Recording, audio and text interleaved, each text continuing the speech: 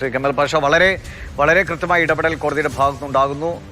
കോടതിയുടെ ഇടപെടൽ ഉള്ളത് കൊണ്ട് തന്നെ ഈ അന്വേഷണം വളരെ സുതാര്യമായി, അല്ലെങ്കിൽ മറ്റു സമ്മർദ്ദങ്ങൾക്ക് അടിപ്പെടാതെ കൃത്യമായി കുറ്റവാളികളിലേക്ക് പോകുമെന്നാണ് പൊതുവെ എല്ലാവരും കരുതിയിരുന്നത്. പക്ഷേ ആ SIT തന്നെ സംശയം നിഴലാവുകയാണ്. അതെ അതെ അതെ അതായത് ഇന്ന് കോടതി ഇത് പറയാൻ വ്യക്തമായ കാരണങ്ങളുണ്ട്.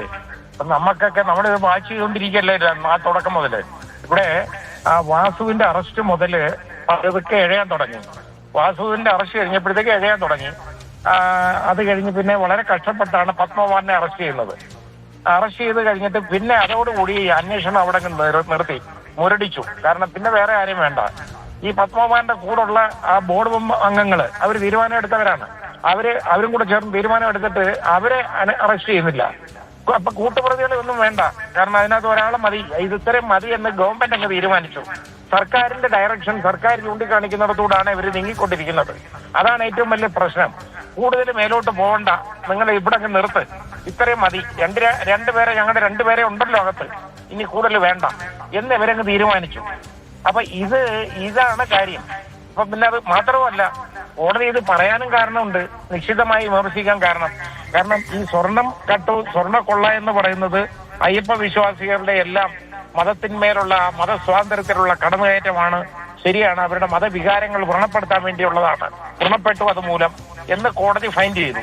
അങ്ങനെ കോടതി പറയണമെങ്കിൽ അതിന് കാരണമുള്ളത് എന്താ പറയുക, ഇത് വിളിച്ചു പറഞ്ഞ ഒരു പാട്ട്, അതിനെതിരെ കേസെടുത്തു. കാരണം അത് പ്രശ്നമല്ല. ഈ കട്ടതും പൊട്ടിച്ചതൊന്നും കുഴപ്പമൊന്നുമില്ല, അതൊന്നും മതവികാരം വ്രണപ്പെടുത്തില്ല. പക്ഷെ പാടാൻ തുടങ്ങി കഴിഞ്ഞാൽ അത് വ്രണപ്പെടും. ഇത് വിളിച്ചു പറയാൻ പാടില്ല, അതാണ് കാര്യം. സർക്കാർ തന്നെ പറഞ്ഞിരുന്നത് ഞങ്ങളുടെ നിയന്ത്രണത്തിലല്ല, കോടതിയല്ലേ അന്വേഷണം നടത്തുന്നത് എന്നതായിരുന്നു. കോടതിയുടെ മേൽനോട്ടത്തിൽ അന്വേഷണം നടക്കുമ്പോൾ സർക്കാരിന്റെയോ അല്ലെങ്കിൽ ഒരു തരത്തിലുള്ള രാഷ്ട്രീയ സമ്മർദ്ദമോ ഈ അന്വേഷണ സംഘത്തിന് മുകളിൽ ഉണ്ടാകില്ല എന്നുമാണ് കരുതിയത്. പക്ഷേ എല്ലാ കരുതലുകളും അല്ലെങ്കിൽ ധാരണകളും തെറ്റുകയാണോ എന്നാണ് സംശയം. അതെ, സംശയമില്ലാത്ത കാര്യമാണ്. കാരണം ഹൈക്കോടതി രൂപീകരിച്ചതാണ് ഈ സ്പെഷ്യൽ ഇൻവെസ്റ്റിഗേഷൻ ടീമെങ്കിലും അതിലുള്ള മെമ്പേഴ്സ്, അംഗങ്ങളെന്ന് പറയുന്നവര് ആ പോലീസ് ഉദ്യോഗസ്ഥര് സർക്കാരിന്റെ കീഴിലുള്ള ആളുകളല്ലേ. അപ്പൊ അവര് വരുമ്പോ അവര് സർക്കാരിന്റെ നിയന്ത്രണം അവരുടെ മേലിലുണ്ട്. അതാണ് പ്രശ്നം. അത് അല്ലെന്നുണ്ടെങ്കിൽ അതുപോലെ അവര് വർക്ക് ചെയ്യാൻ തയ്യാറാവണം. അവർക്ക് പ്രൊട്ടക്ഷൻ ഉണ്ട്. പക്ഷേ ഇത് കഴിഞ്ഞാൽ ഈ ഹൈക്കോടതിയുടെ ഈ കേസങ്ങ് മാറിക്കഴിഞ്ഞു കഴിഞ്ഞാൽ ഇവര് സർവീസ് വേണമല്ലോ. പിന്നെ അവര് അല്ലെങ്കിൽ അനുഭവിക്കും എന്നുള്ള ഒരു കാഴ്ചപ്പാട് അവർക്കുള്ളതുകൊണ്ട് അവരതനങ്ങാതെ ശരി, പോയ വഴിക്ക് പൊക്കോട്ടെ എന്നുള്ള ഒരു ധാരണ എടുക്കും. അങ്ങനെ എടുക്കുന്നതായിരിക്കാം ഇത് ഇങ്ങനെ സംഭവിക്കുന്നതെന്ന് എനിക്ക് തോന്നുന്നു. പക്ഷെ കോടതിയുടെ ഈ ഒരു ഇടപെടൽ എന്തായാലും അന്വേഷണത്തിൽ എന്തെങ്കിലും ഒരു പാളിച്ച വന്നിട്ടുണ്ടെങ്കിൽ അത് തിരുത്തി മുന്നോട്ട് പോകാൻ SITയെ പ്രേരിപ്പിക്കുമെന്ന് കരുതാം അല്ലേ? കുറച്ച് കാരണം ഇനി ഇടപെടിയിൽ ഇതിൽ വരുമെന്ന് പറഞ്ഞാൽ സർക്കാർ ഇത് ഇടപെടും. അത് നമുക്കതറിയാം. അത് വരാതിരിക്കാൻ ഒക്കത്തില്ല.